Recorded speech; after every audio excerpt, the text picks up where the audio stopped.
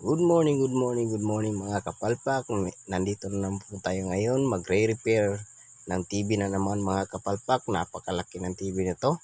65 inches TCL yung brand niya. Ang problema nito mga kapalpak walang video o walang display pero may backlight naman. Kaya ngayon tatanggalin natin at babaklasin natin yung likod mga kapalpak.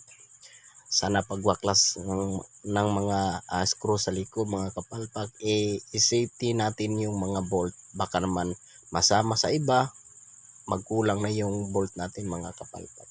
At saka mga kapalpak pagbaklas natin sa back cover hinahinay lang mga kapalpak, baka kasi matamaan yung LCD o yung Ticon o yung side cuff niya. Kaya be careful at dobling ingat na rin mga kapalpak. Ayan, malapit ko nang matanggal yung back cover niya. Kaya naman umpisahan natin mag-trouble mga kapalpak at saka kinakailangan natin magdahan-dahan sa mga test practice point.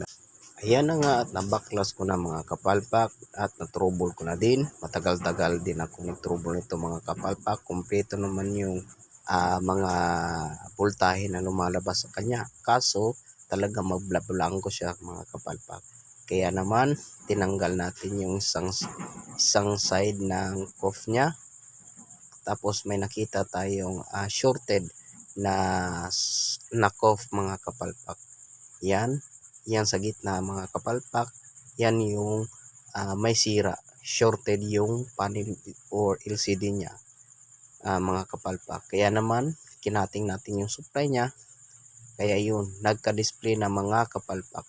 Ang kaso lang may tama na talaga yung screen niya mga kapalpak, pero gumagana naman siya, wala namang problema sa picture na, except sa yung bar line na yan.